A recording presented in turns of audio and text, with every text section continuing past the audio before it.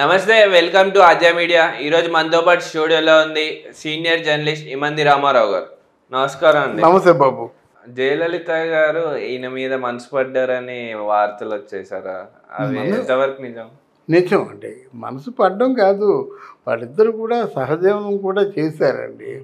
అది ఇప్పుడు వాళ్ళ గురించి మనం మాట్లాడకూడదు, కానీ వాళ్ళిద్దరూ కూడా ఒక ఒక త్యాగంతో కూడుకున్నటువంటి ప్రేమ వాళ్ళ మధ్య ఉండేది అన్నమాట. జయలలితకి వాళ్ళ అమ్మగారు చాలా బాగా చూసేవారన్నమాట. జయలలిత స్కూల్లో చదువుకున్నప్పుడు ఏ ఏ ఏ గేట్లోంచి వస్తుందో తెలియక 2 గేట్లోనూ 2 కార్లు పెట్టేవారన్నమాట. అంత బాగా చూసుకునేది. తర్వాత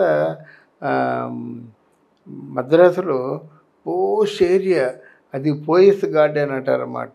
ఎంత పోష్ ఏరియా అంటే గజం 1,50,000 అనుకున్నాం కదా, అట్లాంటి ఏరియా.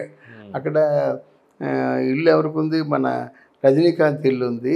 వేదాచలం అని ఈవిడి ఇల్లు, పెద్ద ఇల్లు, ఓ 10,000 గజాలు ఉంటుంది అన్నమాట.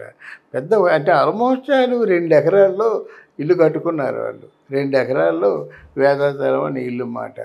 అంత ఇల్లు. తల్లి చచ్చిపోయింది, బిక్కుమంటూ ఉంది.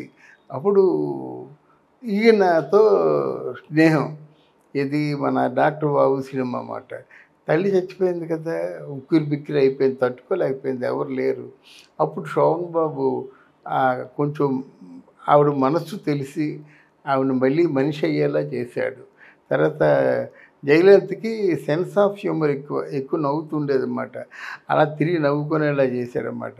అప్పుడు అనుకుందన్నమాట, ఇట్లాంటి వ్యక్తి నా జీవిత భాగస్వామి అయితే బాగుంటుంది అనుకుంది. ఇద్దరు కలిసి ఉన్నారు, కలిసి సహజీవనం చేశారు. ఇక పెళ్ళి అనేసరికి ఇక్కడ ఎంజీఆర్ కొంత శోభన్ బాబుకి జయలలితకి మధ్య కమ్యూనికేషన్ గ్యాప్ వచ్చేలాగా చేశాడన్నమాట. అయినా అక్కడ జయలలిత ఆలోచించి సరే, తాళి కడితేనే భర్త కాదు కదా, 3 ముళ్ళు వేస్తే నా భర్త. మనసులో ఆయనతో హ్యాపీగానే ఉన్నాను, మనువాడినట్టే కదా నేను ఉన్నాను. నేను తాళి కట్టవలసిన అవసరం లేదు. అలాగని తన భార్యకి పిల్లలకి ద్రోహం చేయవలసిన అవసరం కూడా లేదు అని ఒక త్యాగంతోనే, ఎస్ మనం ఈ జీవితానికి, ఈ జన్మకి ఇంతే, మనం ఒకరంటే ఒకరు ప్రాణంగా ఉందాం అనుకున్నారు. అలాగే ఆ విధంగానే ఒకరంటే ఒకరు ప్రాణంగా చూసుకున్నారు. ఒక సందర్భంలో శోభన్ బాబు జయలలితని చూడడానికి వెళ్ళినప్పుడు కూడా జయలలిత రానివ్వలేదన్నమాట. ఇప్పుడు నేను రాజకీయ నాయకురాలని, మీరు వచ్చినట్టయితే మీడియాకి తెలిసిపోద్ది, ఏదో దొంగదారిగా మిమ్మల్ని రప్పించుకుంటాననే మాట వస్తుంది, ఆ మాట రావడానికి వీల్లేదు. ఎప్పుడంటే అక్కడ డిఎంకే వాళ్ళు జయలలిత తాలూకు చీరలు చింపేసి శోభన్ బాబు తాలూకు ముండమని అన్నారు కదా, అప్పుడు చాలా బాధపడి ఓదార్చాలని వెళ్ళాడన్నమాట. అప్పుడు తిరస్కరించింది ఆవిడ. అలాగా తర్వాత ఏంటంటే ఆయనంటే ఈవిడికి ప్రాణం, ఈవిడంటే ఆయనకి ప్రాణం అన్నమాట. అలాగ ఉన్నారు తప్ప వాళ్ళు అపవిత్రమైన ప్రేమ కాదు, అది పవిత్రమైన ప్రేమే. సరే, ఎంత బతికిన తర్వాత ఏమో ఆయన భార్యకి పిల్లలకి ఎందుకు నేను అనవసరంగా లోటు చేయాలి, వాళ్ళు ఏడుస్తారు కదా నాకు పడి. పోనీ ఒకవేళ నన్ను పెళ్లి చేసుకుంటే మాత్రం నేను ఎప్పుడు ఆయనకి భార్యగా ఉండిపోయాను కదా, ఓ పక్క అనుకోకుండా రాజకీయాల్లో దిగిపోయాను, ఆ రాజకీయాల్లో ఉండాలి కదా. లేకపోతే ఎంజీఆర్ తనను బతకనివ్వడు. ఎంజీఆర్ పక్కన ఉండకపోతే ఏదో విధంగా డిస్టర్బెన్స్ క్రియేట్ చేస్తారన్నమాట. అన్ని కారణాల చేత వాళ్ళిద్దరూ దూరంగా ఉండవలసిన అవసరం వచ్చింది. ఎవరికి ఇష్టం వచ్చినట్టుగా వాళ్ళు మాట్లాడతారు, కానీ ఇన్ని విషయాలు ఎవరు చెప్పుకోరు. ఎందుకంటే కారణం ఇంత దూరంగా ఆలోచించారు వాళ్ళు. వాళ్ళేమి కలుషితమైన ప్రేమ కాదు, పవిత్రమైన ప్రేమ, త్యాగపూరితమైన ప్రేమ అన్నమాట. ఎలాగా ఎంజీఆర్ బతకనివ్వడు, ఎలాగా ఇంతో కలిసి ఉండలేను, చాలు కొన్నాళ్ళు చాలు, 1 సంవత్సరం, 2 సంవత్సరాలు, 3 సంవత్సరాలు వీళ్ళు కలిసి ఉన్నారు, చాలు, జీవితానికి, ఈ జన్మకి ఈ తృప్తి చాలు అనే ఫీలింగ్తో ఉండేది జయలలిత.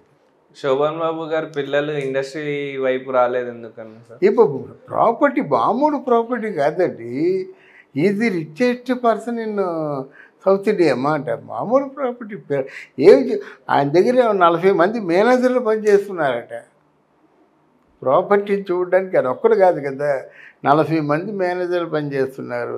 ఇప్పుడు సోనబాబు కొడుకు ఒకటి కరుణశేషు, ఆయన కాకుండా మేనేజర్లు, ఆయన కాకుండా ఇప్పుడు మనవడు కూడా సిద్ధపడ్డాడు, అంటే సోనబాబు మనవడు మాట. అంత భారీ ప్రాపర్టీ సేవ్ చేసుకుంటారు. ఆ అమౌంట్ అది మరి చూసుకోవాలి కదా, మనీ రొటేషన్ చూసుకోవాలి కదా. అందువల్ల సోనబాబు అంటే పెద్ద రిచెస్ట్ ఫెలో, మామూలు ఫెలో కాదు. శోభన్ బాబు గారి సినిమాల్లో మీకు నచ్చిన సినిమా ఏది సార్? సోనబాబు సినిమాలో చాలా సినిమాలండి. ఏ సినిమా చూస్తే ఆ సినిమా అంత గొప్పగా, ఏ సినిమా బాగోలేదని చెప్పండి. గోరింటాకు సినిమా ఎంత బాగుండేది, తర్వాత బలిదానం, బలిపీఠం చాలా బాగుండేది, మానవుడు దానవుడు చాలా బాగుండేది, విచిత్ర దాంపత్యం చాలా బాగుండేది, ఆడపడుచు చాలా అలాగే పుణ్యవతి చాలా బాగుండేది, కళ్యాణ మండపం చాలా బాగుండేది. ఎలా చాలా సినిమాలు, ఎన్ని సినిమాలండి బాబు. అందువల్ల సోనబాబు అందుకే ఆయన సినిమాలకి ఆడవాళ్ళు 90% ఆడవాళ్ళకి సీట్లు ఇచ్చేవారు అన్నమాట. మహిళా ఫ్యాన్స్ ఎక్కువ, మహిళా ఫ్యాన్స్ ఎక్కువ. చివరి రోజుల్లో ఇల్లు ఇల్లాలు, ఈ సినిమాల్లో సారీ ఇల్లాలు ప్రియురాళ్ళు, ఇట్లాంటి శ్రావణ సంధ్య, కార్తీక దీపం, ఈ సినిమాలకి అంతా ఆడాలే కదా, లేడీస్ ఫాలోయింగే కదా. మంచి మంచి పాటలు ఉండేవి సోనబాబు సినిమాల్లోనూ. అయితే అదృష్టవశాత్తు నాకు మంచి ఆత్మీయుడు, అది అనుకోకుండా, అంటే నాకు నలుపుని నచ్చి ఉండొచ్చు. ఆయన ఎప్పుడు సెన్స్ ఆఫ్ హ్యూమర్ లైక్ చేస్తాడు. తర్వాత ఎవరి గురించి కూడా అక్కడ ఒక చెడ్డ చెప్పకూడదు. ఆయన కూడా పొరపాటును కూడా ఇండస్ట్రీలో ఎవరిని గురించి కూడా పొరపాటును కూడా ఆయన నోటముడి చెడ్డ మాట రాదు. అదే ఆయనలో గొప్పతనం అన్నమాట. అన్నారంటే నా గురించి ఇలాగ అనుకుంటున్నారన్నమాట అని మనసు అప్పటి నుంచి సినిమాల నుంచి చేయని అనుకున్నారన్నమాట. ఎంతోమంది బతిమాలే. ముఖ్యంగా దొరసావరాజు గారు అన్నమయ్య సినిమాకి వెంకటేశ్వర స్వామిగా వేద్దామని బతిమాలాడన్నమాట. లేదు, ఎవరికి కూడా ఒప్పుకోలేదన్నమాట. ఆయన అంత పట్టుదల గల మనిషి, తన జీవితాన్ని అంతగా మార్చుకున్నాడన్నమాట. తర్వాత ఆస్తి సంపాదనలో మాత్రం ఆయనకి తెలిసినటువంటి మెలకువలు ఇంకెవరికి తెలియవు. ఇప్పుడు ఆయనకి ఆస్తి ఎంత ఉంటుంది, ఇప్పుడైతే 1,00,000 కోట్లు ఉంటుంది. చనిపోయేసరికి 80,000 కోట్ల రూపాయలు ప్రాపర్టీ, కొన్ని వందల వేల ఎకరాలు ఉంది స్థలాలు, అన్ని చోట్ల కూడా. రాజమండ్రి దగ్గర దోసకాయలపల్లి, ఇక్కడ మన చెన్నై దగ్గర, మొత్తం చాలా ప్రాంతాల్లో చాలా భూములు అవి ఉన్నాయన్నమాట. ఆ ప్రాపర్టీ ఇక్కడ హైదరాబాద్లో ప్రాపర్టీస్ ఉన్నాయి. ఆయనకి సినిమాలు తీసి సినిమాలో డబ్బులు ఇవ్వక ఇల్లు వాకిళ్ళు ఇచ్చేసినవి చాలా ఉన్నాయన్నమాట. ఏం చేసుకుంటే 30 మంది 40 మంది మేనేజర్లు ఆ ప్రాపర్టీని చూస్తున్నారన్నమాట. అది ఆయన తాలూకు గొప్పతనం. ఓకే అండి, థ్యాంక్ యూ వెరీ మచ్.